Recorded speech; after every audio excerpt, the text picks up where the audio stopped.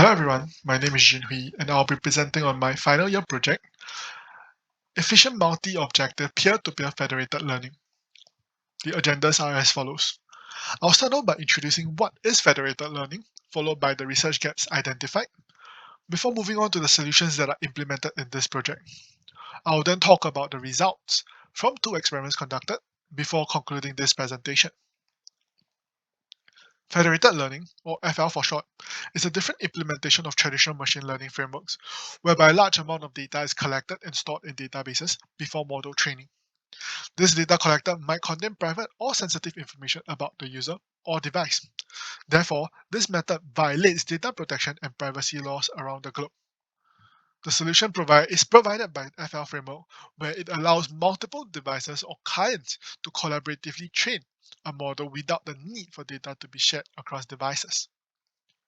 In FL as shown, a training epoch starts with a global model initialized in the central server.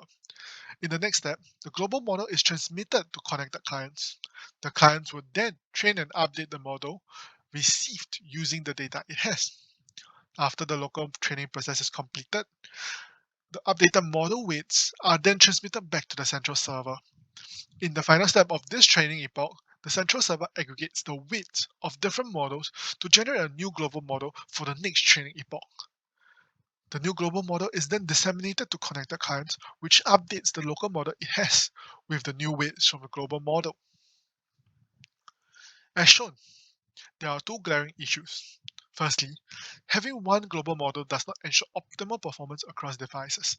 Each client is unique and hold independent datasets. The global model updated with weights across different objectives will cause a divergence between the global model from the server and the local model on each client. In fact, aggregating weights from multiple different models will be detrimental on the performance in the long run. Next, the central server is identified to be a single point of failure. The training process is heavily reliant on the server being functional. Any disruption meant that the training process will be interrupted. As such, the peer-to-peer implementation of FL is selected. In this implementation, the central server is removed. Instead, the clients that are in the same network can now act as a server when needed. This meant that the training process will now be reliant on available clients in the network rather than the single server. Next, a simple modification to the Floyd-Warsham algorithm to compute the relevancy of objectives between vertices is added. On top of finding the all-pair shortest path matrix, the algorithm will now cluster different vertices according to the similarity of objectives. The assumption behind this clustering is that when objectives are similar, the client will contain datasets that are relevant to each other. Training will then only be carried out on clients that have similar objectives rather than sequentially trained on all clients. In this implementation, each circle represents a client in the network, and the colors represent the objective allocated to the client. ML model training can be initialized in parallel. 2 models have been initialized on client 4 and 5 in this example. The model will be transmitted from one client to another via the path computed in the all-pair shortest path matrix. Luckily, the blue clients are directly connected to each other, thus training can be conducted on all clients.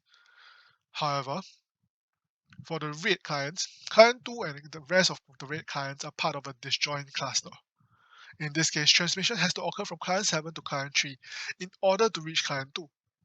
By identifying that there is an objective mismatch, the model will not be trained on client 3, thereby saving training time in the process. Next, I'll be explaining 2 experiments conducted. In these experiments listed, the network has a total of 12 different clients with 4 different objectives. 4 different models are initialized and trained. The time taken for the training process is recorded. Since the model are trained in parallel, the total time to train all 4 objectives is equivalent to the longest training time used to train objective 3 in this case.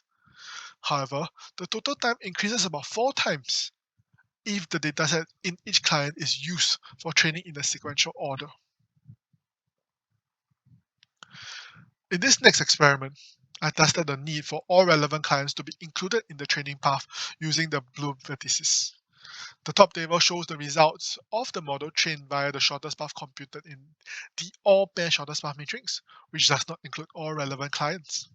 The bottom table shows the results of the model trained with all relevant clients involved in the training process. The best accuracy is obtained by a model that had only been trained on 2 relevant clients.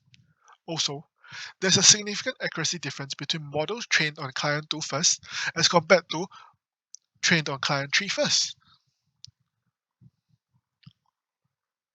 From the 2 experiment list, these are the conclusions that can be made. A speed up of approximately 4 times is achieved when training in parallel as compared to sequential training for these experiments. And there's no need to include all clients in the training process, as the increase in time taken does not justify the improvement in the model. And most importantly, the sequence of training matters because updates to the model weights is not associative. With that, I would like to end my presentation.